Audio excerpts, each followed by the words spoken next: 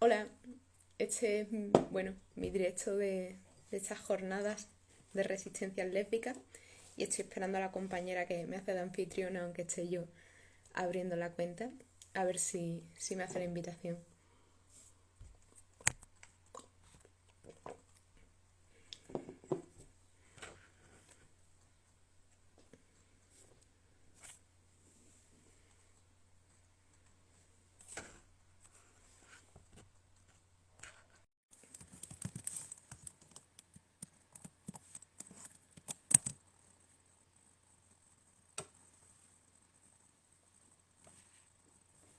Hola,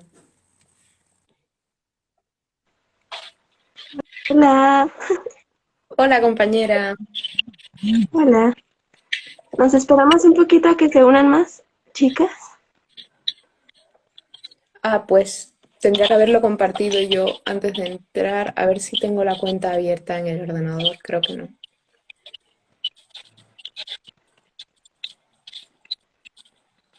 ¿No? Bueno, igual de aquí a ver si se conectan de la colectiva. Bueno, voy a intentar entrar de todos modos. A ver,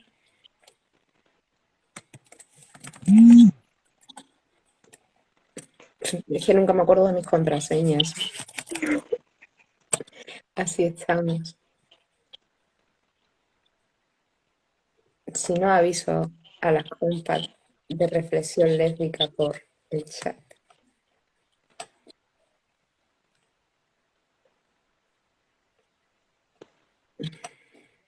Hola.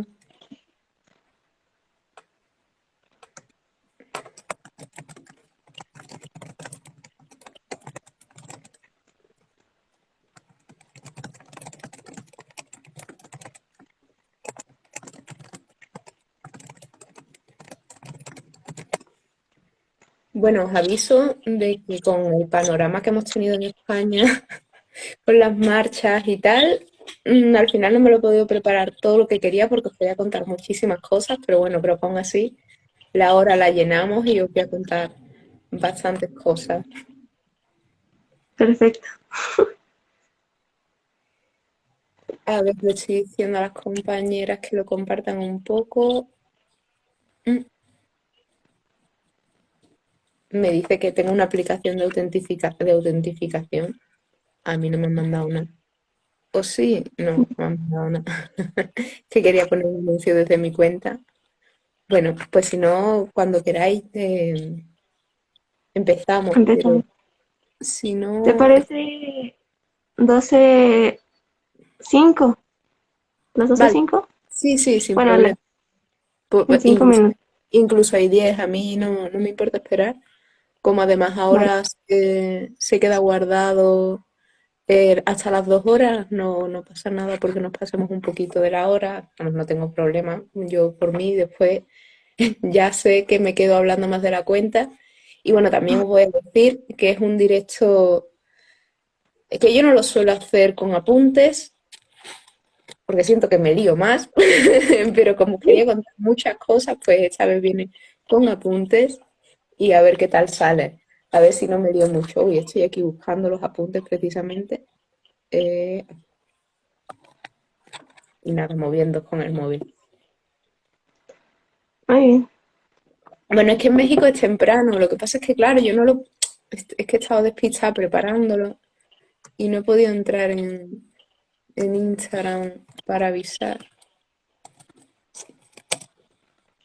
He entrado directamente a vuestra cuenta. A ver, cambiar de cuenta. A ver si me deja entrar de aquí.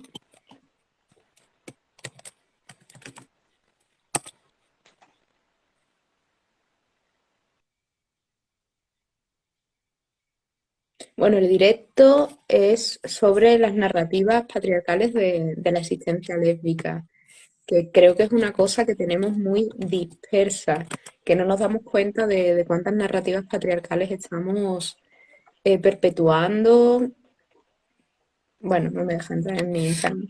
Y no nos damos cuenta de... Vale, ¿verdad? Sí, no te preocupes, igual podemos empezar así. Vale, pues cuando... te vaya bien, a mí no me importa.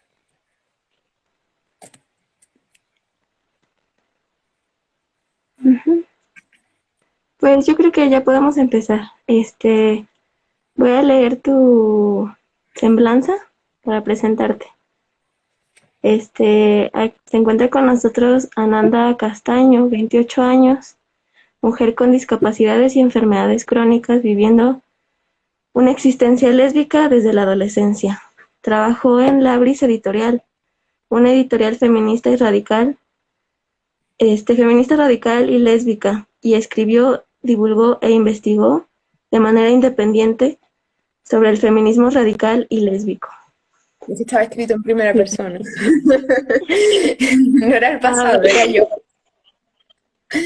Todavía hago todas esas cosas. wow. Vale, Sí, bueno, bueno, entonces yo voy a estar aquí al pendiente de las preguntas para que las vayan dejando en el chat y perfecto. pues te dejamos a que tú presentes. Perfecto. Bueno, pues como os decía, os voy a hacer una pequeña conferencia que me hubiera gustado tener más tiempo para preparar, pero hemos estado combatiendo al patriarcado. Em, bueno, sobre las narrativas patriarcales del patriarcado sobre la existencia lésbica, ¿no? Sobre cómo nos han categorizado los hombres a las lesbianas y cómo no nos hemos podido realmente nosotras definir o nuestras definiciones propias, ¿no? Como mujeres sabemos que no somos un sujeto de definición en la sociedad, que eso es una de las cosas que nos quitan primero o que nos tienen más limitadas, que podamos autodefinirnos. Y como lesbianas vemos que es muchísimo más. Yo creo que muchísimas habréis leído, de las que estáis aquí, el ensayo de Adrienne Rich sobre heterosexualidad obligatoria y existencia lesbiana, en el que habla ampliamente del borrado de las lesbianas, ¿no? Entonces yo os quiero hablar un poco de cómo surgen esas narrativas de las mujeres lesbianas y sobre todo de las que tenemos más cercanas a nosotras, ¿no? Porque evidentemente yo no puedo abarcar todo el patriarcado.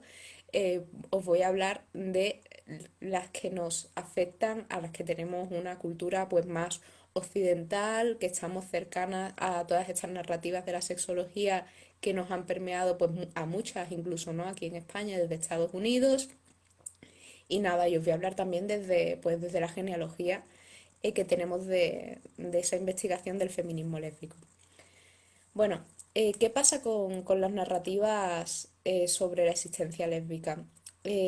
Os voy a hablar un poco partiendo de un libro clave sobre este tema, que es de Lilian Feiderman, que se llama Surpassing the Love of Men, o sea, superando o yendo más allá del amor de los hombres, en el que ella iniciaba una investigación. O sea, este libro nace como una investigación de los poemas de Emily Dickinson a Sue Gilbert, en los que ella veía, ¿no? Pues que había un amor que ahora podríamos considerar lésbico y que sin embargo se había borrado. Ella habla de cómo los biógrafos lo borraban, ¿no? Entonces vemos, y hablan muchísimas mujeres feministas lésbicas de hecho, vemos cómo antes del siglo XX no hay una definición de lesbiana. Las mujeres tenían relaciones entre ellas, relaciones que Sheila Jeffries, por ejemplo, categoriza de amistad pasional, ¿no? Y no están, digamos, categorizadas como lesbianas. Os cuento, a ver, Estelle Friedman, que es otra feminista lésbica, que habla de dónde ir a buscar recursos para encontrar la historia de las lesbianas, pues ella habla de la dificultad para encontrar las fuentes históricas precisamente por esa falta de definición de la que estamos hablando, ¿no? Hablaría yo en esta charla que os estoy haciendo de un primer periodo antes del siglo XX, que es el periodo de la indefinición de las lesbianas, ¿no? Ella habla de que después los historiadores y sobre todo las historiadoras, ¿no? Que son las interesadas en las lesbianas, después empiezan a utilizar varias concepciones distintas para identificar a las mujeres lesbianas. ¿Por qué? porque no se utilizaba ese concepto, no se categorizaba a las personas, ni siquiera a los hombres, según lo que Mary McIntosh después llamaría, perdón, un rol homosexual, ¿no? No hay una categoría que, digamos, defina a toda la persona por un mero comportamiento y por esa importancia también del comportamiento sexual que viene después mucho con la sexología, ¿no?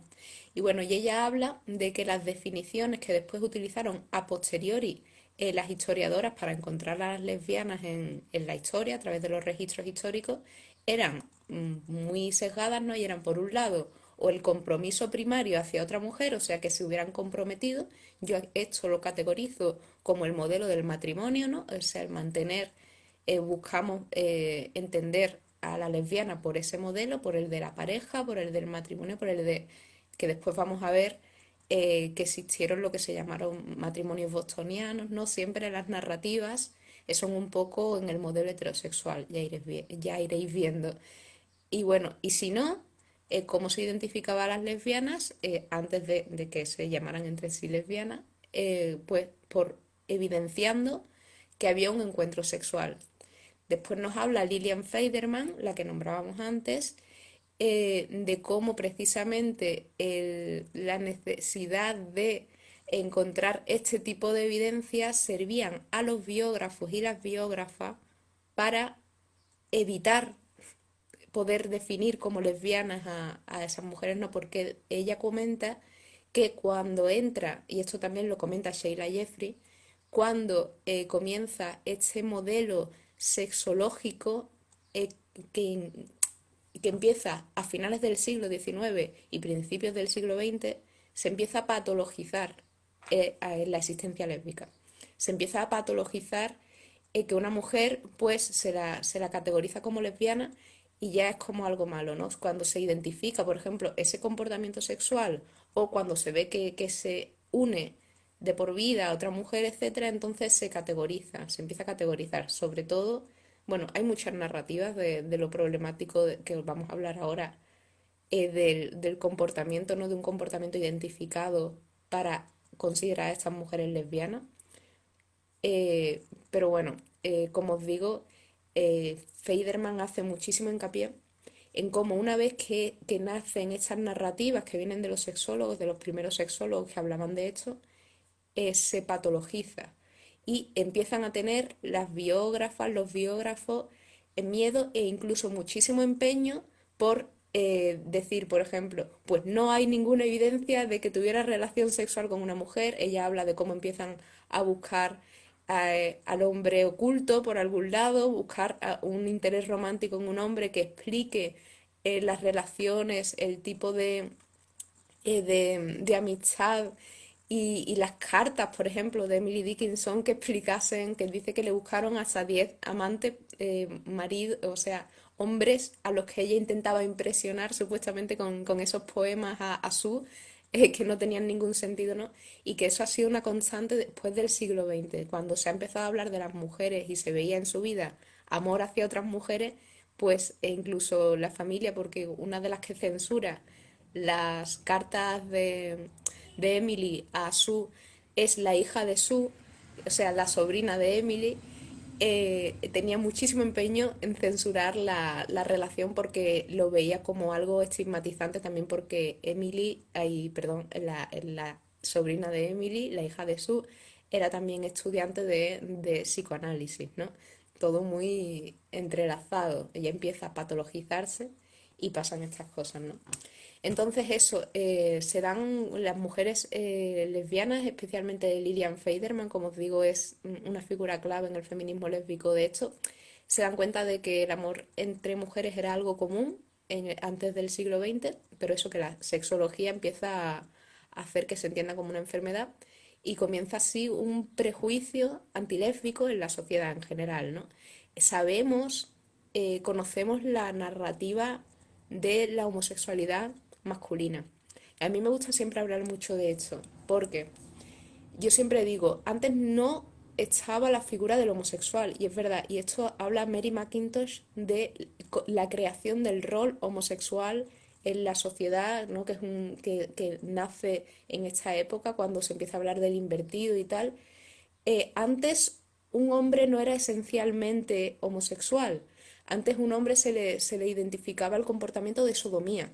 Pero es que las mujeres no hemos tenido un comportamiento a identificar como negativo. O sea, en la Biblia, como ya he dicho muchas veces, no sale categorizado explícitamente como si sale la homosexualidad como algo negativo, no la homosexualidad, sino la sodomía, como algo a castigar.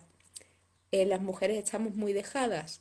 Entonces, existía el amor entre mujeres porque no era una amenaza para el sistema patriarcal, no era una amenaza que las mujeres antes de casarse tuvieran relaciones, incluso después de casarse, mientras hicieran la función de estar disponibles sexualmente para el marido, de darle descendencia, etcétera, etcétera, ¿no? Por eso no hacen falta este tipo de narrativas. Cuando después las mujeres empiezan a tener un poco de independencia económica, poder trabajar, surge el feminismo, la primera ola del feminismo, todas estas mujeres que hablan de la historia bueno, la historia de la categorización de lesbianas, pero también la historia de cómo la sexología nos empieza a categorizar, no solo a las lesbianas, sino a todas las mujeres, hablan de este surgimiento, de esta sexología en contraposición al feminismo, a la primera ola del feminismo, ¿no?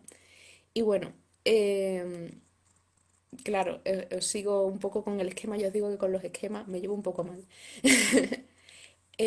Bueno, tengo aquí apuntado que Sheila Jeffries igualmente habla de que las amistades pasionales entre mujeres eran comunes y no fueron estigmatizadas hasta la llegada de la sexología.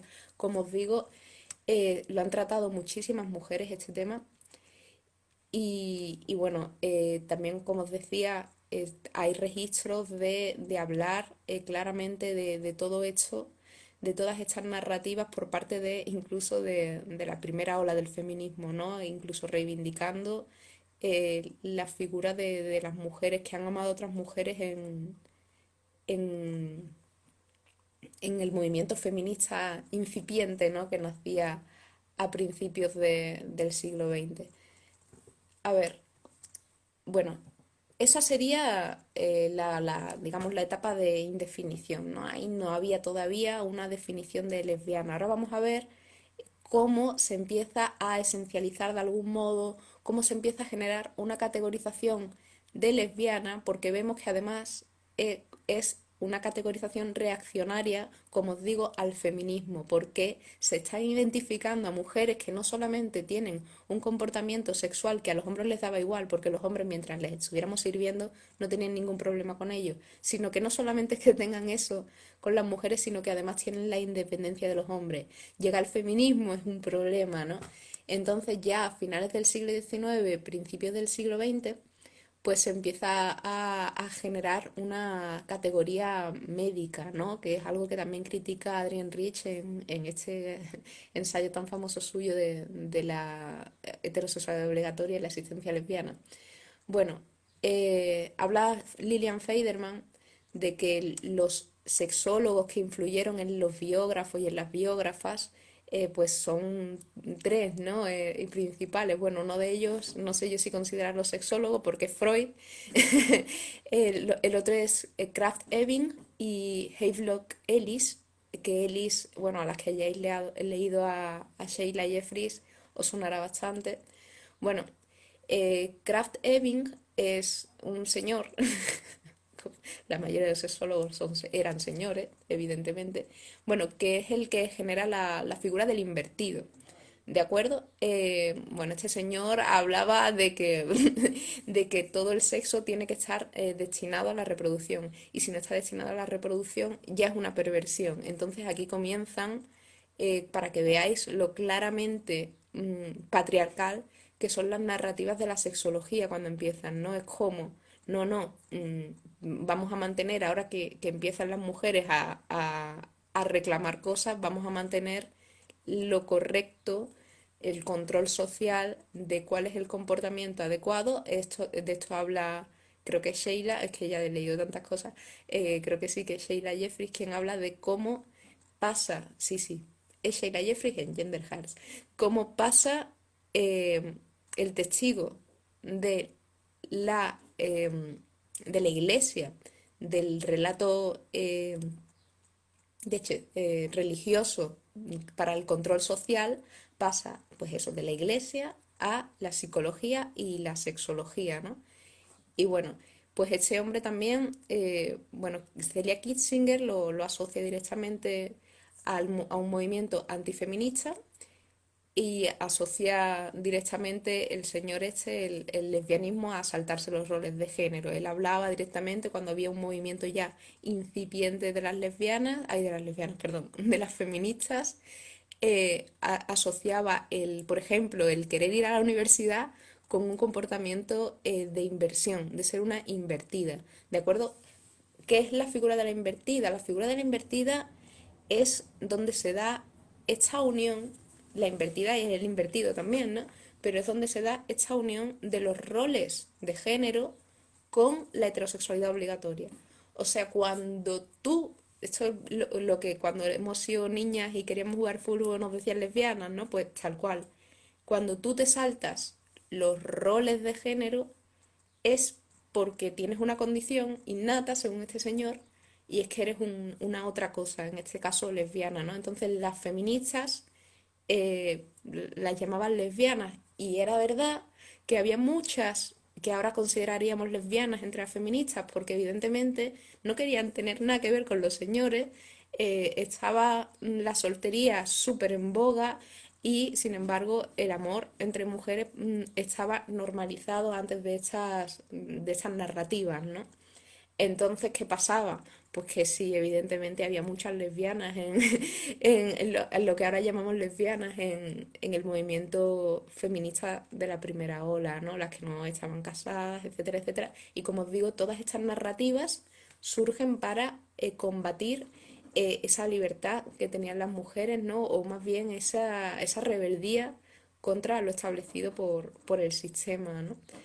Y bueno, Kraft Ebing desarrolla esta figura que es que a mí me parece muy interesante, a ver si me da tiempo de después extender mis reflexiones sobre esto del invertido.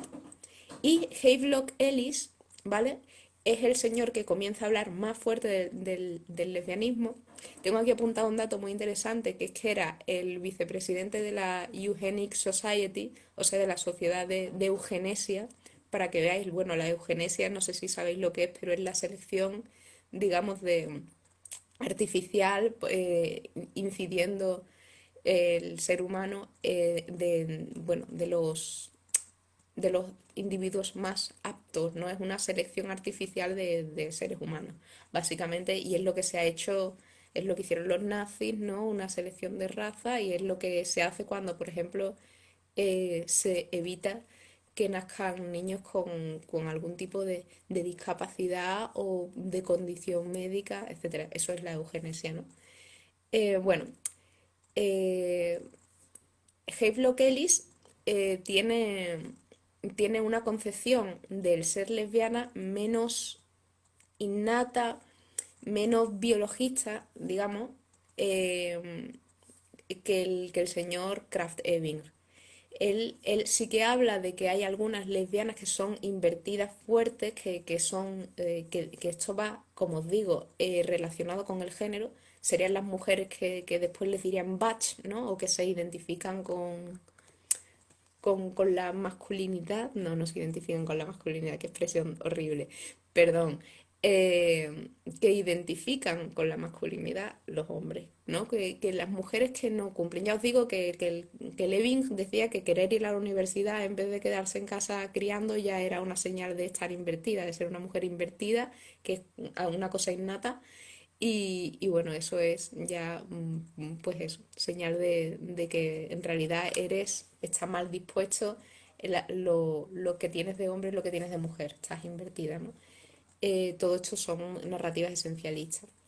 Y bueno, y él habla, Ellis, de que realmente la inmensa mayoría de las mujeres lesbianas no son invertidas, no lo son, o sea, no son una machorra, no se van a saltar todos los roles de género, ¿de acuerdo? Pueden volver al redil, que es lo que está implícito, ¿no? Es todo medicalizar, a generar concepciones completamente, ¿cómo decirlo? artificiales, medicalizadas, muy funcionales a un relato, ¿no? Para decir cómo nos tenemos que comportar o no. Y entonces él dice que no, que la mayoría de las mujeres que identifica en el lesbianismo se puede curar. Se puede curar en cuanto la mujer se casa y tiene una vida práctica, o sea, se pone a cuidar a los hijos, se pone a cuidar al marido, etc. Ya está, ya se le pasa. Ya no tiene, evidentemente, no va a tener las características esas que decía el Kraft Ebing, pues no va a ir a la universidad, evidentemente, si se casa, y no va a tener un montón de actividades que supuestamente eran propias de las invertidas, no porque son propias de los hombres, supuestamente. Todo, ya os digo que está todo muy unido a los roles de género, porque están haciendo el rol femenino, que es la maternidad, cuidar a los hijos, están en el matrimonio. Entonces, claro, así se cura es verdad, así se cura el lesbianismo, ¿no? Así, metiéndote a tope en la institución de la heterosexualidad, te cura. Bueno, es que no sé, las que me estáis viendo, hasta dónde tenéis clara la concepción. Yo espero que las compañeras a lo mejor os lo hayan explicado estos días, la concepción de, o sea, feminista de la heterosexualidad como institución, que puede ser muy interesante. Quizás explicar después por si no la tenéis, o quizás hubiera sido interesante explicarla al principio. Pero bueno, así como ya os estaba nombrando a Rich, es su ensayo en el que se aprende muy bien cuál es esta concepción, cuál es esta idea de la heterosexualidad como institución.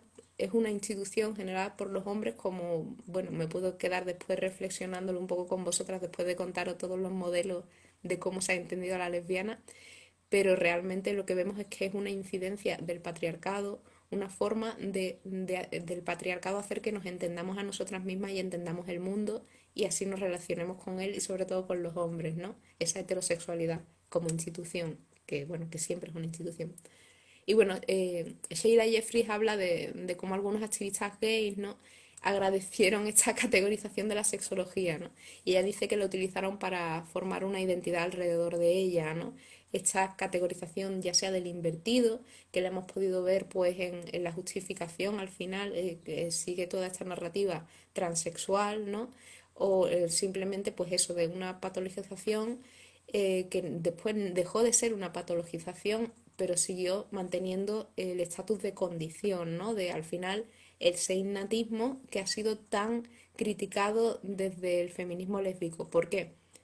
Porque hace una separación entre las mujeres, porque te dice que tú no puedes ser lesbiana cuando estamos viendo que ser lesbiana al final, ya veis, inicialmente era salirte de los roles de género, no había problema por amar a las mujeres y ya vemos que entre mujeres nos amamos naturalmente, sin problema, no sin problema, sino que es algo que ha pasado y que es normal también en amar a las mujeres porque tenemos mucho que amar y encima si la otra opción y lo que te están metiendo una y otra vez es estar con el opresor, con personas que te están desvalorando, despreciando, maltratando, que solamente te quieren como objeto para pues tener sus hijos, que le hagan la casa, o sea, te están utilizando, te están explotando, todas sabemos que vivimos en un patriarcado, pues es normal, es muy normal que entre mujeres nos amemos y eso tiene una significación clara en un sistema antimujeres y que odia a las mujeres y que quiere que las mujeres pues no seamos nada y estemos desvaloradas y bueno, y que seamos el saco de boxeo de los señores y bueno, y de semen también. Así que nada, bueno, no sé por qué os estaba diciendo esto. Eh, bueno, vale, Sheila Jeffries también habla de cómo las mujeres lesbianas, al no tener otras definiciones, a veces pues se ataron a estas y por ejemplo habla que es muy relevante para que veáis cómo estas narrativas tan horribles del patriarcado, ¿no? Tan cutres, porque la verdad es que son bastante cutres y se ve la funcionalidad que tiene, se ve el efecto propagandístico muy fácil, como estábamos diciendo, que simplemente es cancelar pues los empeños feministas, eh, se ve como muchas mujeres las han cogido, ¿no? Y es el caso que es muy paradigmático de Radcliffe Hall, ¿vale? Que es la autora del Pozo de la Soledad, que es una de las primeras obras es que explicitan una relación lésbica, creo que es la primera, ¿de acuerdo? Y que después la siguiente así más relevante fue El precio de la sal. El Pozo de la Soledad le pide Radcliffe a Ellis, a este señor sexólogo, a Havelock Ellis, que le escriba el prólogo. ¿De acuerdo? Entonces Ellis le escribe un prólogo, evidentemente es el primer libro que habla de lesbianas, va a llegar a un montón de mujeres que le interesen y ahora te ves en el libro que la señora no para de hablar de ser, de que la protagonista es una invertida y de que encima te viene con prólogo del sexólogo como para justificar ese tipo de comportamientos porque ya estaba tan metida en vena la sexología por aquel entonces que si no hubiera sido un escándalo, ¿no? No hubiera podido explicitarse que eran dos mujeres, una mujer detrás de otra mujer, ¿no? Entonces, para que veáis cómo al final a las lesbianas nos empieza a llegar, o a las mujeres que nos después buscamos una manera de identificarnos en nuestra experiencia de amor a otras mujeres y no sabemos de esas experiencias que son de liberación, que han sido las que han tenido las feministas, las que han tenido las mujeres a lo largo pues, de todo el tiempo, pese al patriarcado, y lo único que nos podemos encontrar, porque ya se ha generado esa categorización, es pues eso, un libro con el prólogo, la propaganda directamente del sexólogo, diciendo que es una invertida, que no lo puede evitar.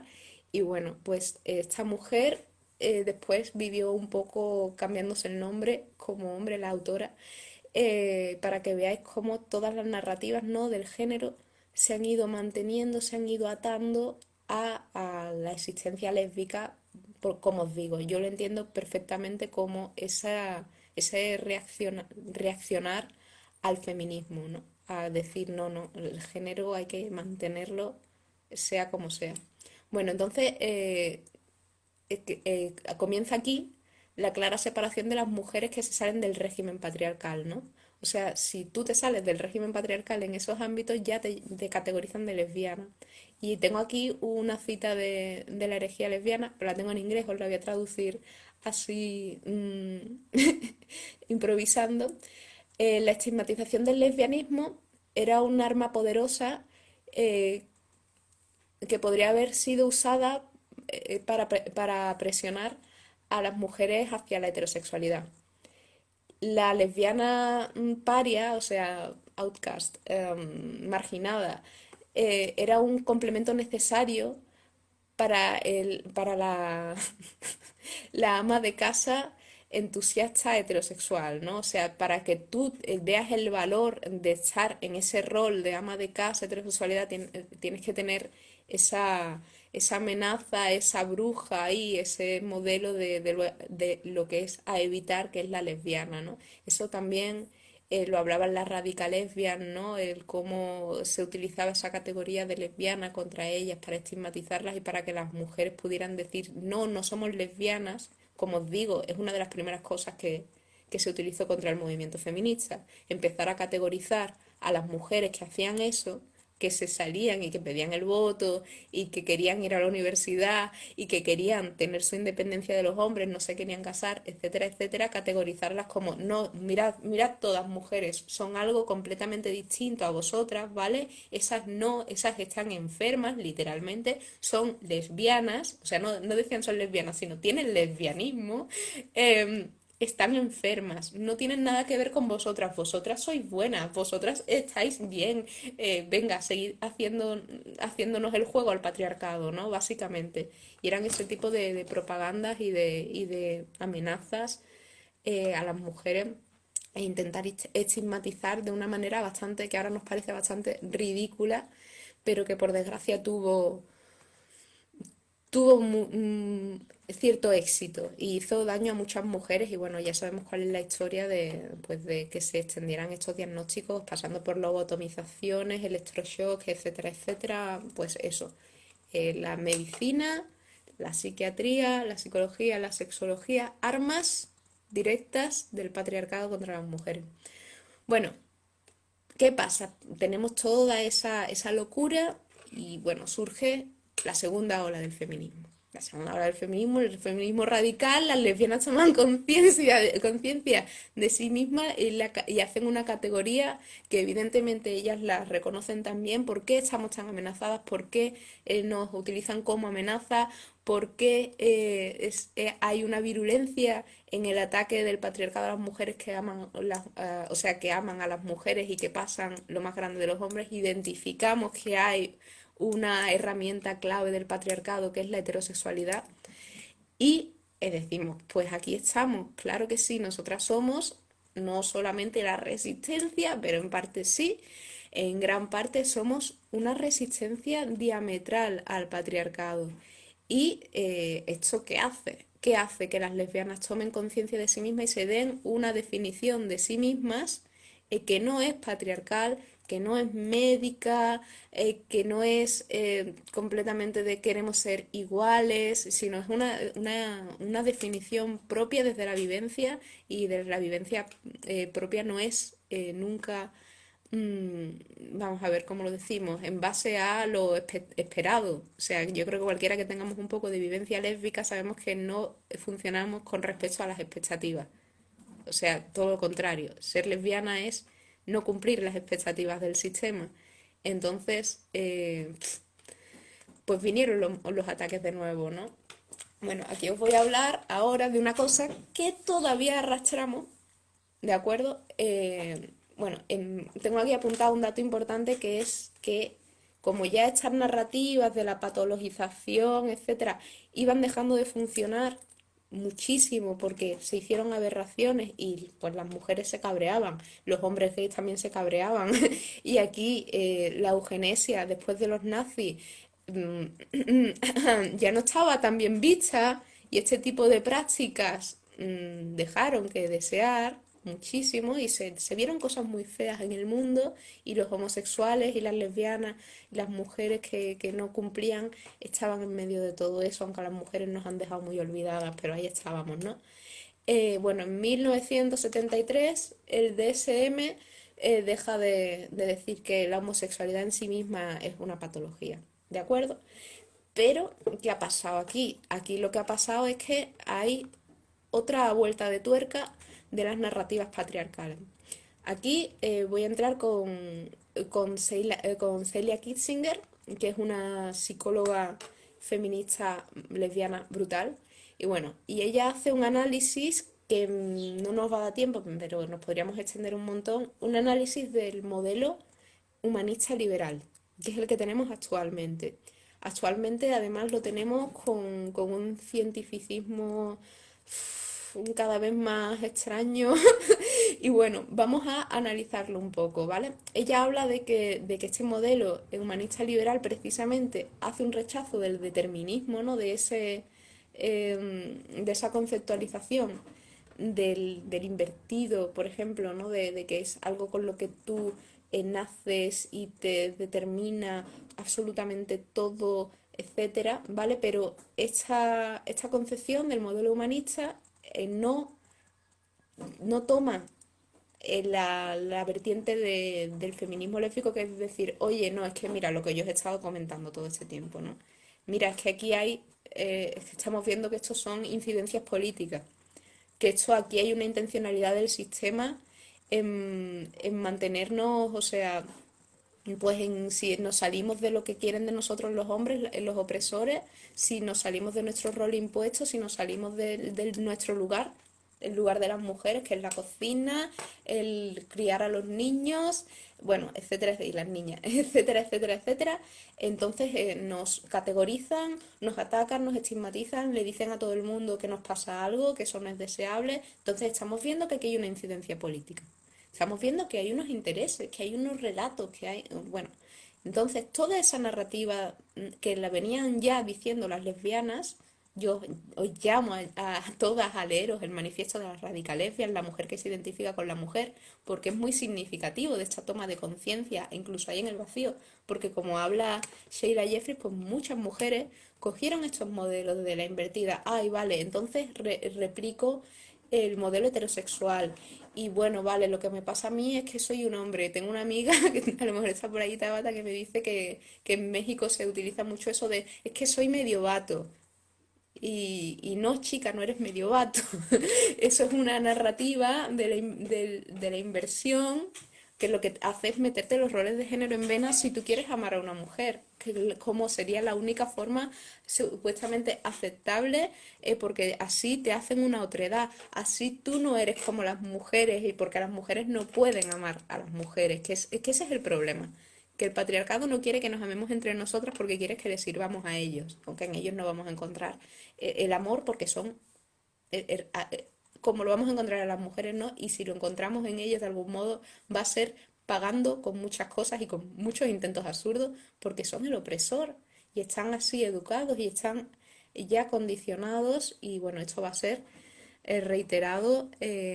Bueno, no me voy a meter a analizar una parte muy básica, os podéis meter en mi perfil, Ananda Castaño, y tengo un montón de vídeos introductorios en mis guías o en mi perfil de introductorios al análisis feminista lésbico de cómo es la opresión y cómo es la heterosexualidad obligatoria y la heterosexualidad en general. Bueno, os voy a analizar ahora sí el modelo humanista liberal. Ella dice que se empiezan a hacer cuatro narrativas, ¿no? O cuatro ideas así que pululan lanzadas por el modelo humanista liberal que sirven pues al final para despolitizar completamente la existencia lésbica. Dice que, bueno, ella, a ver, perdón, que me he perdido un poco. Vale, vale, eso es lo que os decía. Que rechaza el modelo humanista liberal, rechaza el determinismo, pero sitúa la existencia lésbica en un mundo de dignidad individual, o sea, individualiza, borra de un plumazo lo personal es político y no deja a la lesbiana definirse por sí misma, ¿no? Ni en relación a una actividad política, lo que estábamos explicando ahora. Y tengo una cita aquí de ella que dice, así el liberalismo humanista sirve para apartar al lesbianismo del dominio político. Lo que estamos hablando es quitar esa realidad de ser lesbiana, de esa concepción de que decía Sheila Jeffries que es tan holística, ¿no? De que lo personal es político, de que lo que nos está pasando y cómo nos están categorizando y lo que estamos viviendo tiene detrás funcionando al patriarcado, ¿vale? Eso es lo importante. Quieren quitarnos la conciencia del patriarcado. Y entonces dice que los cuatro temas del modelo humanista liberal son la similitud entre homosexuales y heterosexuales, que esto ella habla de que es una asimilación, ¿de acuerdo? O sea, es como, sí, lo que decimos siempre, vale, somos lesbianas, pero vamos a hacer exactamente lo mismo que una pareja heterosexual, ¿vale? ¿Esto para qué sirve? Pues para heterizar, o sea, para seguir promoviendo el modelo de relación que han impuesto el patriarcado, o sea, la heterosexualidad como lo normal, como lo natural, y mantener esos comportamientos como deseables, o sea, mantener el status quo. Sirve para decir, ay, vale, sed lesbianas, no os vamos a dar ningún tipo de visibilidad, no vamos a, a ver que en realidad estáis haciendo cosas que os estáis relacionando de una manera que trans, transciende completamente el aprendizaje y las relaciones como las entendemos entre mujeres y hombres, ¿no? La heterosexualidad, que estáis trascendiendo completamente esa institución, vamos a hacer como que en realidad, que nadie lo sepa, estáis haciendo lo mismo. Y os vamos a decir que lo guay porque, que sois guays porque que sois exactamente iguales. Igual, os queréis igual, vais a esperar al príncipe azul igual, lo que pasa es que no va a tener pene el príncipe azul y todas las tonterías las vamos a replicar, ¿no? Así se mantiene pues el sistema de opresión de todas las mujeres, que de base es eso, en que algunas se salgan un poquito por algún lado y además promueven que lo repliquemos de muchas formas, como por ejemplo el matrimonio, ¿no? Que al final es un modelo de atarse, ¿no? A una persona para estar dándole hijos al hombre, ¿no? Para, bueno, para generar esa figura artificial que es el padre. Porque el padre no tiene atadura a los hijos, o más bien los hijos no tienen atadura al padre. Bueno, el otro tema es el rechazo del concepto de la homosexualidad como el principio central de la personalidad, ¿vale? O sea, el concepto de que había antes, ¿no? Como que el ser homosexual era algo que definía muchísimo, era, te hacía una cosa muy distinta, ¿no? Entonces esto, pues bueno, quizás podríamos hablar de que se va disolviendo el rol homosexual que estaba muy asociado a esa inversión, ¿no? Ya no es tanto, ya vemos que gay puede ser cualquiera, que ya no es el invertido, no está tan asociado a, pues ya van naciendo las figuras por esta época del transexual, etcétera, no hace falta, ¿no? Tampoco. Y bueno, ¿esto para qué sirve? Esto sirve para las mujeres, ¿no? Porque realmente pensarlo siempre como que los gays son un accidente, o sea, la represión gay, por eso ellos no han tenido tanta inversión en seguir en un movimiento de liberación real y tan rápido mirad lo contentos que están en el patriarcado, en el gaypitalismo, ¿no? Que decimos. Lo de los gays ha sido casualidad, porque ellos son los que no cumplen, los que no dan ejemplo de machos para mantener el sistema. Pero realmente todas estas políticas, entenderlas como que van realmente a mantener a la mujer en su sitio. Entonces, ¿para qué sirve esto? Esto sirve para hacer que el haber amado a una mujer, ¿vale? Haga que no tengas que encasillarte o comportarte distinto, ¿de acuerdo? De nuevo, la normalización. O sea, eso no tiene que definir tu vida. Que tú te ames a una mujer no tiene que cambiarte en absolutamente nada. Esto es para mantener, como os digo, ya se generan las narrativas del transexual y no hace falta decir que la mujer que ama a otra mujer es que en realidad es como un hombre o tiene que hacer un rol de hombre. No, no, no. Seguid haciendo el rol de la feminidad porque es fundamental que las mujeres mantengan el rol de la feminidad para que se mantenga el patriarcado y nada, no te tiene que definir ser lesbiana y eso también de que no te tenga que definir es que no lo reivindiques, ¿no? Lo que se hace es una naturalización de la homosexualidad. Este es el cuarto tema, ¿no? Una naturalización. Se dice que es tan natural como ser heterosexual. Lo que hay una diferencia, no sabemos cuál, ahí la siguen buscando, ya hay más evidencia de que no haya ningún maldito factor biológico de que sí. Y mira, es que las diferencias, o sea, las evidencias del negativo es muy difícil de sacar, la falsación, ¿no? Pero sin embargo tenemos evidencia, incluso en lo biológico, de que hay un componente social muchísimo más grande, porque los últimos, bueno, es que os quiero hablar de esto y no sé si me va a dar tiempo. Los últimos estudios, ¿no? Buscando los macroestudios, superestudios genéticos, que ya se van a los alelos, una cosa súper, no encuentran nada y los únicos rasgos coincidentes, que no implican casualidad, que encuentran están relacionados con la toma de riesgos, el ser contestataria, el salirse de las normas sociales. Entonces, los únicos rasgos que ven que pueden, que en mayor medida están asociados, que no es que lo tengas que tener para ser homosexual, ni es que, pues no lo tienes que tener para ser homosexual, ni toda la gente que lo tiene es homosexual, ni nada de eso, no, es que se ve que hay más homosexuales que tienen estos rasgos, son rasgos contestatarios, son rasgos de no cumplir las normas sociales, ¿vale? Entonces, ¿qué vemos? Pues que más que probablemente si tener más rasgos de no cumplir las normas sociales te hace ser homosexual y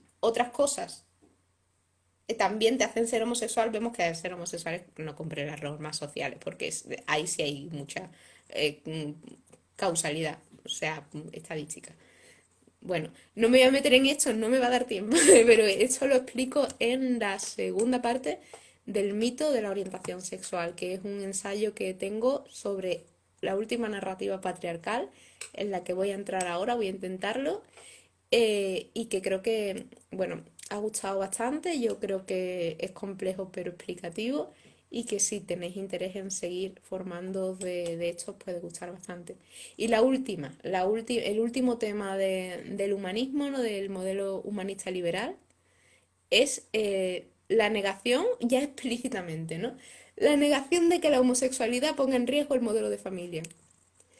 ¿Qué es lo que está diciendo esto? Es como, no, no, no, pero no pasa nada. Los gays no, porque los niños vean gays o lesbianas no van a cambiar nada.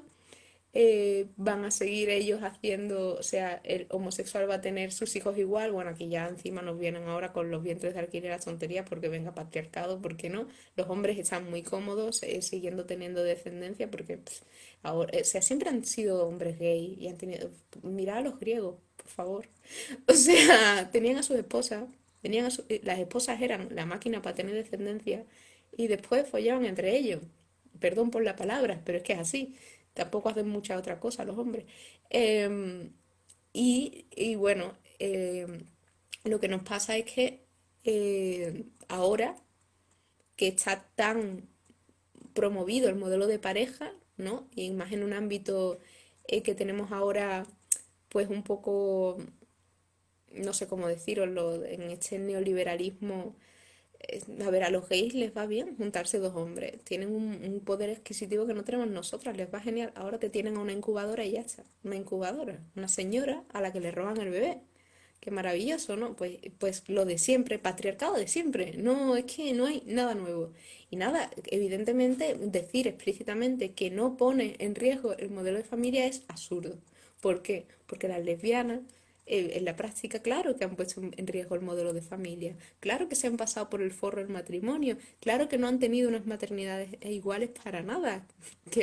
Porque, primero, porque lo que os decía, quitan esa artificialidad, perdón, del modelo de, o sea, de la figura del padre, que es el patriarcado es por la figura del padre, señora, se llama así por eso, porque se le da esa autoridad al padre. Pero bueno, eh, no me voy a meter por ahí, voy a ir terminando ya esta parte, ¿no? Que lo que os digo es la segunda ola del antifeminismo, ¿no? Que es la sexología. Y bueno, habla Sheila Jeffrey de que ya en los 80 y los 90 pasó algo que fue muy clave para que mientras estaban las narrativas lésbicas tan fuertes, las narrativas lésbicas que son del yo elijo ser lesbiana, yo elijo no creerme ni el matrimonio, ni los roles de género, ni como tú me dices que tengo que amar a un hombre, perdona, si mira cómo se están relacionando conmigo, que te voy a amar, ni que leches, ¿no? Ni mucho menos cómo tengo que amar a las mujeres, porque mira la mierda que decís de nosotras, mira cómo nos concebís y mira cómo habéis hecho que nos concibamos y lo que nos estáis imponiendo, etcétera, ¿no? Las mujeres tomábamos conciencia, las mujeres éramos feministas cada vez más y no estábamos en el individualismo, este neoliberal que tenemos ahora, y veíamos las estructuras socioculturales imponiéndonos, pues eso, un sistema de opresión. Entonces, ¿qué pasa? Pasa algo importante, que es que en los 80 y los 90, que bueno, que es un periodo, dice siempre Sheila, pues de desmovilización, de conformismo, de hedonismo, la más media, ¿no? Empezamos un montón de estupideces. Pasa el SIDA, ¿vale? Ocurre la crisis del SIDA. Y los hombres gays aquí se ven muy amenazados y por ende también venían las lesbianas, aunque las lesbianas no lo sufríamos, porque nosotras no tenemos ese riesgo de contagio con las prácticas sexuales, ¿no? Entonces, ¿qué pasó? Que ahí hubo otro reaccionarismo, ¿no? Por parte pues, de otras fuerzas del patriarcado que estaban de capa caída, pero querían volver a estar, que eran las religiosas. Y se empezó a decir de todo de los hombres homosexuales, de todo, de todo, de todo. Perdón, de los hombres gays. Se empezó a decir, pues eso, que era un castigo divino, que era de todo. Entonces empiezan a coger las mujeres también, sobre todo los hombres, ¿no? Porque para los hombres, como ya os digo, esta narrativa ya les hace de parche. Ya están integrados. Ellos no tienen que cambiar ningún modelo ni de familia, ni tienen por qué ser distintos a los hombres, porque son iguales. O sea, no les hace falta salirse del patriarcado a los hombres gays. No les hace casi nada. Solamente les hizo ese periodo de estigmatización cuando se pasaba el testigo religioso, de castigar la sodomía porque no daban ejemplo a las mujeres. Entonces ya con este modelo humanista los hombres están contentos. Porque eso, porque ellos no tienen ni intención ni de cambiar la familia, ni absolutamente nada. Y las mujeres sí tenemos intención de cambiar la familia porque somos feministas y vemos que es una institución opresiva y bueno, y etcétera, etcétera. Y tenemos necesidad de tomar conciencia política. Entonces, ¿qué pasa? Que cuando viene este reaccionismo y la conciencia feminista ya se estaba perdiendo y estábamos acomodadas y ya os digo, 80, 90 y aunque no teníamos que apelar a los medios porque estaba siendo un sangrado enorme, es horrible, pero al final es la socialización femenina, ¿eh? Y cogemos esta narrativa de que es algo natural, de que no lo pueden evitar, de que no pasa nada, de que no amenaza el modelo de familia, de que nos vamos a portar bien, ¿vale? las mujeres y los gays nos vamos a portar bien. Los gays, ya os digo, que no tienen problemas. Después, fijaos lo que han hecho. Va a seguir con la mierda de los hombres, ¿no? Lo que habla Sheila también, Sheila Jeffries, del derecho de los hombres al sexo. Están ahora pues con su movimiento de liberación sexual, que es liberal también, metiéndonos el BDSM, metiendo un montón de guarradas por todas partes. Eso es, ellos siguen para adelante, pero nosotras no hemos tenido nuestros logros, nosotras no nos hemos quitado presión de encima. Ellos siempre van a seguir avanzando, el patriarcado siempre va a seguir avanzando y los derechos de los hombres son el patriarcado. Son el patriarcado, ellos son el patriarcado, entonces no ha habido problema. Y pues se instaura esa narrativa que tenemos ahora, que es esa naturalización extrema de la que estábamos hablando antes de la orientación sexual, ¿no? Empiezan estas narrativas que, como ya os digo, en los 70, bueno, no os lo he dicho, pero lo digo mucho, en los 70 no se hablaban estos términos de orientación sexual. Vosotros leéis a las feministas y si utilizan orientación sexual, lo utilizan como hacia dónde se dirigen para tener prácticas sexuales, pero realmente no hablan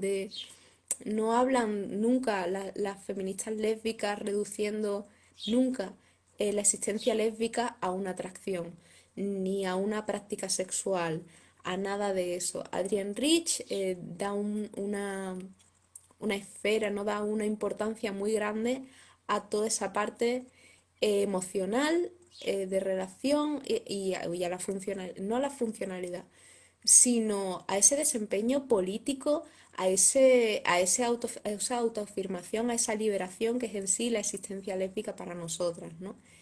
Pero llegan los 90, las mujeres cedemos, maternamos a los gays, accedemos a estas narrativas que ya algunas seguían teniendo porque no habían tenido conciencia feminista, de la invertida, del bach y el fem, ¿no? De los 50.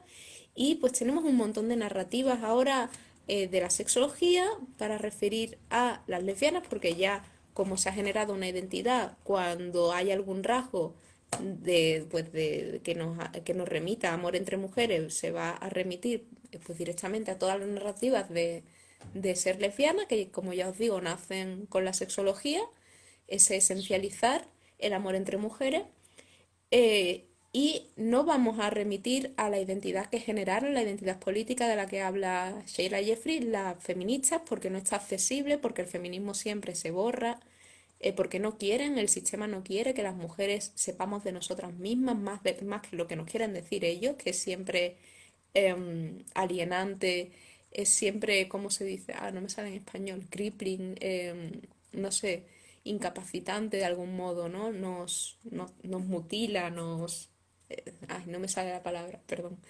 Bueno, pero eso que nos coarta, ¿no? Sus narrativas y no quieren que tengamos las nuestras. Entonces, las mujeres llegamos a la existencia lésbica teniendo acceso a un montón de narrativas que son anulantes, que son de los hombres, que son patriarcales, que son neoliberales en este caso. Y nada, pues tenemos ahora que nos encontramos en la actualidad con la narrativa de la orientación sexual, ¿no? Eso es lo que os quería hablar. Y como os digo, antes no se hablaban esos términos.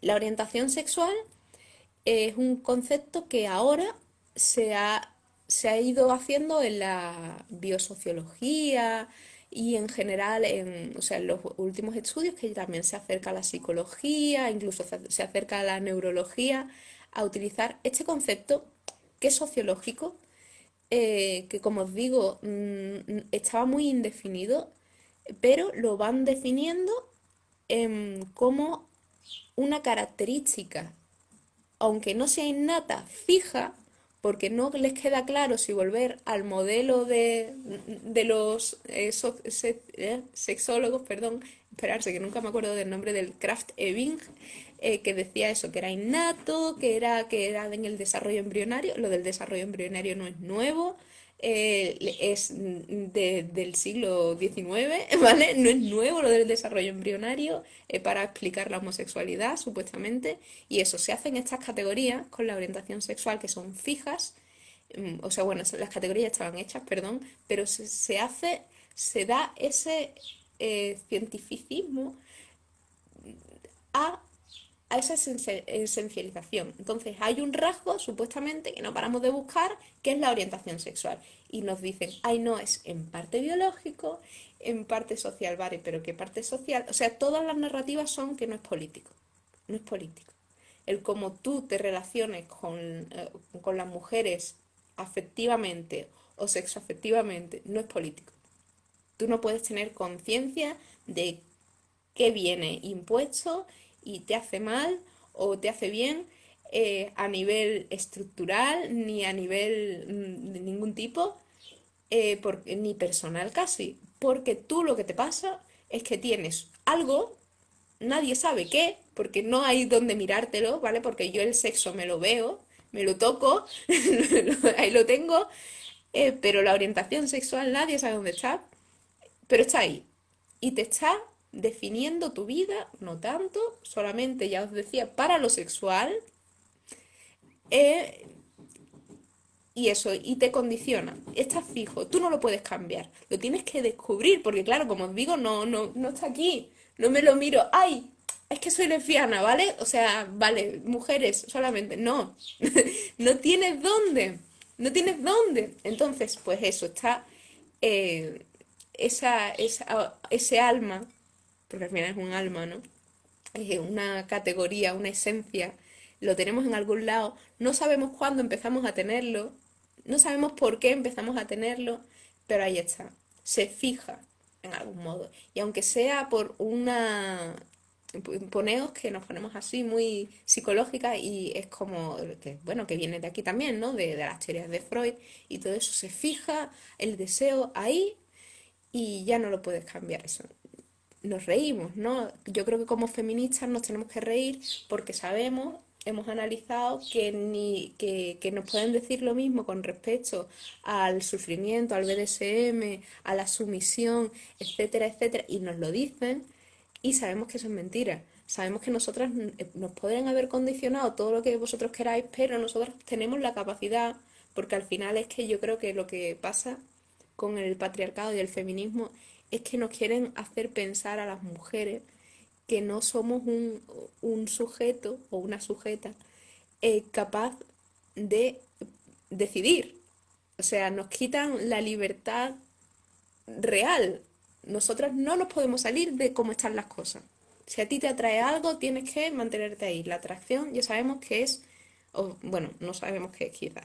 La atracción es la esencialización del deseo de algún modo, ¿no? Es como cuando tú identificas que has tenido un deseo varias veces, dices, ah, es que esto me atrae, ya lo has esencializado, ya lo has hecho fijo para siempre. Entonces, esa categoría se genera y ahora cuando te han condicionado un deseo, porque los deseos se condicionan y lo vemos, si es que nos condicionan hasta el deseo de comer cosas o de comprarnos cosas, o sea, la propaganda encima está cada vez más fuerte. Esto es, notas que no tengo esquema de esto, ¿no? Os voy dando vueltas. La atracción, pues eso, ya nos la van a volver a esencializar, ¿no? Si tú has detectado un patrón de deseo, especialmente si es con el sexo, es con lo único, ¿no? Es con lo más así para la orientación sexual, que es un concepto tan fuerte ahora mismo. Si has detectado un patrón de deseo, aunque el deseo sea que tú solamente has estado con un tío y el deseo porque a ti te tienen que gustar los hombres, que no es simplemente un deseo sexual el que te meten, es un deseo social también, ¿no? Que tú tienes que desempeñar ciertos roles, tu vida, la vida deseable es que venga el... Ay, chicas, se está alargando un poco y no sé si tienen que entrar las preguntas, pero bueno, ya voy terminando. Bueno, lo que os decía, me he perdido. Eso, que el deseo nos lo condicionan y precisamente el deseo a las mujeres por estar con hombres está súper condicionado. Bueno, no lo voy a decir yo, lo han dicho tantísimas feministas, creo que Andrea Dworkin también, claro, se hizo ahí el woman hating hablando de cómo nos metían a esperar a los hombres. Está más que analizado cómo nos han metido la heterosexualidad en vena. La sumisión a los hombres, el esperar al hombre, ahí estaba. Simone de Beauvoir escribe El segundo sexo y abarca eso, una cosa brutal, como las mujeres no nos vemos como sujetos y estamos esperando al hombre que nos dé, que nos haga sujeto, que nos dé su falo, etcétera, etcétera, ¿no? Bueno, eh, y nada, hay 10.000 narrativas y ahora si tú identificas que has sentido deseo por ese deseo, ya te tienes que categorizar como heterosexual. Entonces con esto se consigue que, bueno, ya por ir terminando, sí, me escucháis, pero, ¿ves? Pero ya entra la compañera a darme las preguntas. Bueno, si os queréis seguir informando de esta narrativa, que es la que tenemos ahora, si es la compañera, no lo sé. No lo sé, me pide alguien pasar, pero no sé si es la compañera que me hace las preguntas. A lo mejor ha sido alguien sin querer. Em, bueno, que alguien que la compañera que tiene colectiva RRZ2 me confirme si tengo que dar paso o no. Eh, la cosa, otra vez perdida, perdón, vaya. Eso, está muy condicionado el deseo. Si queréis saber más de eso, leeros mi ensayo, que ya sé que lo habéis leído muchas, o meteros en el directo que tengo en la cuenta de Amanda Castaño, @eremitricket, vale, habrá entrado alguien. Y ahí tenéis más información. Quería hablaros un poquito más de ese modelo, pero bueno, voy a responder vuestras preguntas y ya vemos si por ahí surge.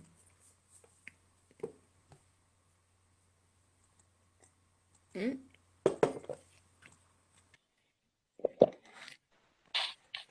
Vale, sí, te daba Hola. acceso. Hola. Bueno, no sé si hay preguntas, porque yo me cuesta seguir el chat siempre mucho. Bueno, ahí me sale una pregunta. La puedo mirar, esa la primera, si quieres. Sí, si yo no anoté preguntas, igual si quieren ponerlas aquí en el chat de nuevo o se les ha Ah, ocurrido algo, pueden ponerlo. me preguntan por que si puedo abordar un poco la existencia lésbica y su historia en América Latina. Lo primero que he dicho, que me iba a mover desde pues lo que yo conozco, que es pues nada, súper anglosajón, porque es lo que tenemos, porque aquí en España pues sí que hay un poco tengo yo acceso a historia de genealogía del feminismo lésbico, pero muy pocas narrativas de las lesbianas. Son cosas que hay que buscar mucho, no están muy accesibles y por suerte, por desgracia, por suerte para mí que sé inglés, por desgracia, en general, porque no están en español, eh, están ahí el trabajo hecho por las compañeras y las mujeres que nos precedieron, eh, norteamericanas, inglesas, sobre todo en Norteamérica, yo siempre lo digo porque es que había muchas mujeres, estaban muy conectadas, porque es un territorio muy grande y comparten el idioma, comparten al final la nación, digamos, y se podían pasar mucha información y yo creo que por eso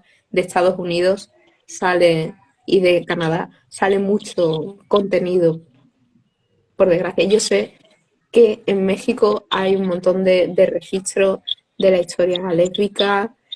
Yo sé que tenéis allí un montón que habéis seguido, que no habéis dejado, no habéis soltado en ningún momento las narrativas lésbicas, que habéis mantenido la genealogía y a mí eso me da mucha envidia porque aquí la verdad es que sí que ha habido, pero se ha perdido en esos 90, en eso hemos perdido a las mujeres que estaban allí también en parte, o las que están no están reconocidas, allí sí tenéis un poco más de reconocimiento y es una pena para nosotras y es una suerte para vosotras en México.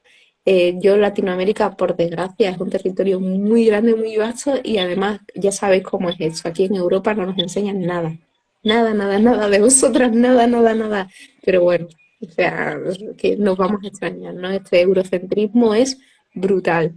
Y bueno, ya os digo, yo no he tenido acceso a mucho material o me he centrado también en este que es como que está, considero muy desarrollado y me encantaría, sí. Seguro que las compañeras que han estado aquí estos días tienen y han citado y han dado información del material de Latinoamérica, de Abya Yala, que seguro que ha sido maravilloso. Yo, ya os decía, he estado súper liada a nivel político, pero estoy deseando ver todas las jornadas que habéis hecho.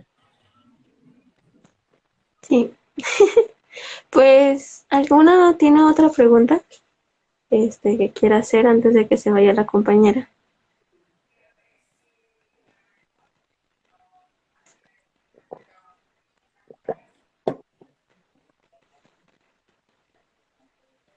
Igual yo quiero agregar que muchas gracias por esta conferencia, la verdad ha resonado mucho en mí y supongo que en las compañeras también. Este, Mira, aquí hay una pregunta. ¿Hay diferencia entre ser mujer homosexual y ser lesbiana? Sí, va a haber. Ser mujer homosexual es categorizarte desde esta construcción de acuerdo de la homosexualidad como condición, como esa categoría de ser completamente distinta de las demás mujeres porque tienes eso, una orientación sexual distinta o cumples un rol social distinto, que eres distinta a las mujeres intrínsecamente, sobre todo cuando hablamos de homosexualidad, ¿no?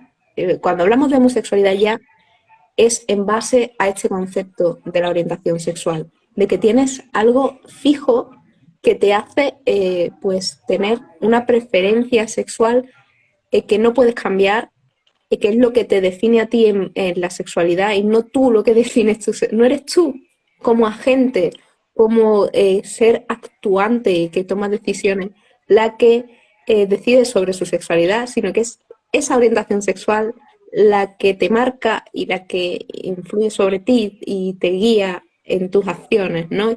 Y es como esto es una narrativa muy justificante de la violencia de los hombres, de sus comportamientos sexuales hacia nosotras que son al final de dominio, etcétera, etcétera. Y ya vemos que está incluso sirviendo esta narrativa de la orientación sexual, evidentemente, para justificar la pederastia, para justificar un montón de comportamientos socioculturales que son opresivos y que son dañinos y que no deberían ser tolerados y sin embargo se está utilizando esa narrativa para defenderlo. Y ser lesbiana. Ser lesbiana es un concepto conflictivo en el feminismo, ¿no? Como ser lesbiana.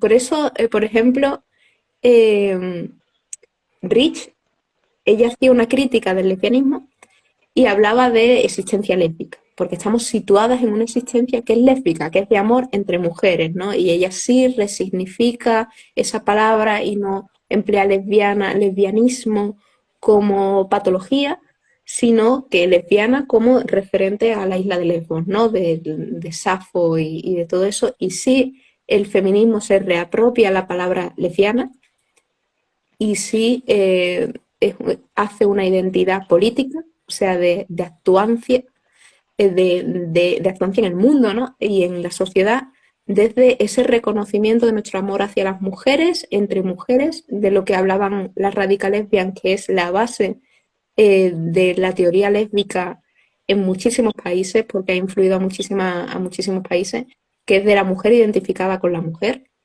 que se identifica con las mujeres, ¿no? Con las otras, y eso no es una diferencia, sino todas podemos identificarnos con nosotras en vez de con la narrativa de nosotras mismas que nos da el hombre y con la narrativa de la otra que nos da el hombre. Y desde ahí nos amamos y nos relacionamos de una manera que nada tiene que ver con lo que nos impone el patriarcado. Entonces esa sería la diferencia, ¿no? No hablamos normalmente de el ser lesbiana ha sido muy problematizado en el feminismo lésbico, sobre todo en el feminismo lésbico de finales de los 80, de la academia le ha dado muchas vueltas a ese ser, ¿no? Pero sí, al final somos lesbianas, o por lo menos estamos situadas en esa existencia lésbica y eso es lo que nos hace lesbianas, ¿no? Pero no es una cosa, no es que sea algo innato ni fijo, siempre es una posición en la que nos ponemos y en la que actuamos. Y eso, pues eso, hay que ponerse en ella. No puedes decirte simplemente lesbiana cuando te estás relacionando con los hombres, en lo sexual, etcétera, etcétera. No es decir, no es un ser lesbiana, no es algo innato, no es algo, no lo puede ser cualquiera porque sí, no. Lo puede ser cualquiera llegando a esa existencia lésbica, poniéndote ahí, saliéndote de la institución patriarcal, de la institución de la heterosexualidad. Muy bien, pues yo creo que con esto Mira, me nos ha despedimos. llegado otra pregunta. Vale, dale. ¿Cómo podemos ayudar a que las niñas y adolescentes no caigan en el rollo queer? Buf, buf, Mm, buf. reforzando que eso, que no son unas invertidas por salirse de los roles de la feminidad y la masculinidad, o sea, porque se salgan de ahí, no son unas invertidas y ya no vamos a hablar de invertidas como lesbianas que también, y las amenazan como que es peor ser lesbiana que transexual, porque lo que tienen que ser es hombres si hacen ese juego, ¿no? Y decirles que somos mujeres y que las mujeres podemos hacer lo que nos dé la gana, que no tiene que haber un sistema sociocultural que nos esté designando qué hacer y qué no. Y eso fue clave para muchas de nosotras hace, yo qué sé, yo tengo ya 28, hace 2 décadas, pero ahora parece que se está perdiendo, que las niñas tienen muy claro que la feminidad es algo deseable por esa más media que tenemos, por este bombardeo y pornografía y etcétera, etcétera.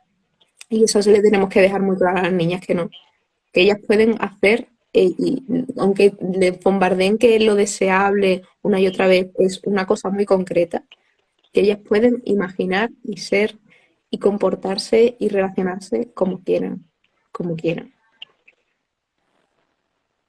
Y nada, eso es lo que diría yo. Y hacerles ver mucho cómo los niños y los hombres sobre todo las están despreciando. Eso enfada y moviliza.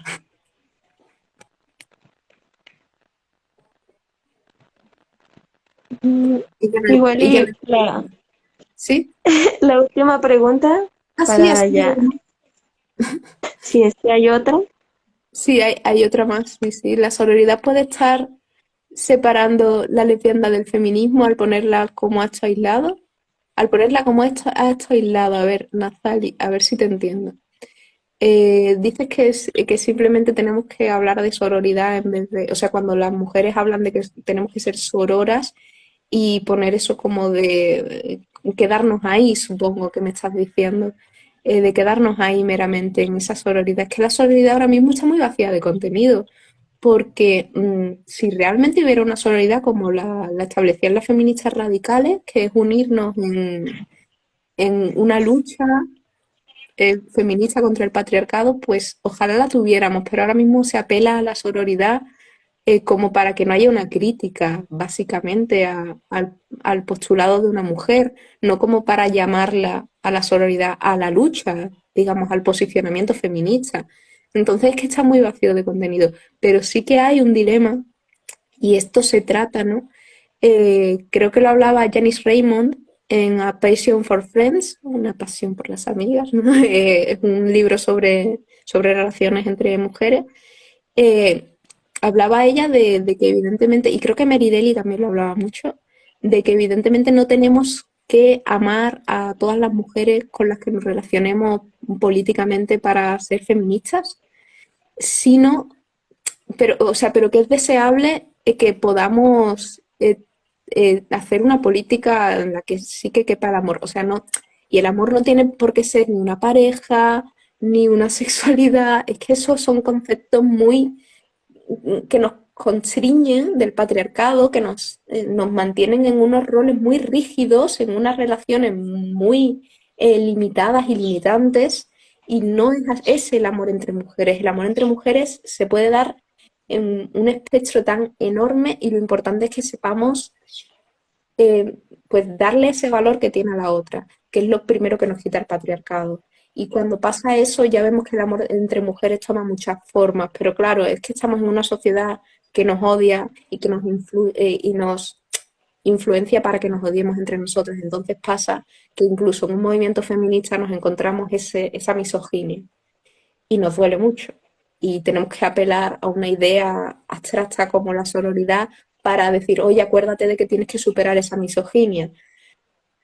Y ojalá más amor lésbico, ojalá nos naciera más amar a las mujeres porque tenemos mucho que amar y no tuviéramos que estar apelando a esas cosas, ciertamente. Qué hermoso. Este, pues muchas gracias A vosotros. por todo lo que nos has compartido. La verdad sí resuena mucho y pues justo estamos aquí para amarnos, ¿no? Sí, Entre mujeres y aprender y cuestionarlo todo y creo que nos ha servido mucho tu charla para eso. sí, es que Y además pues nada, agradezco tu, perdóname, No, agradezco tu presencia, tu participación y en unos momentos te envío tu reconocimiento de esta conferencia. muchas gracias ¿Quieres por tenerme. agregar algo?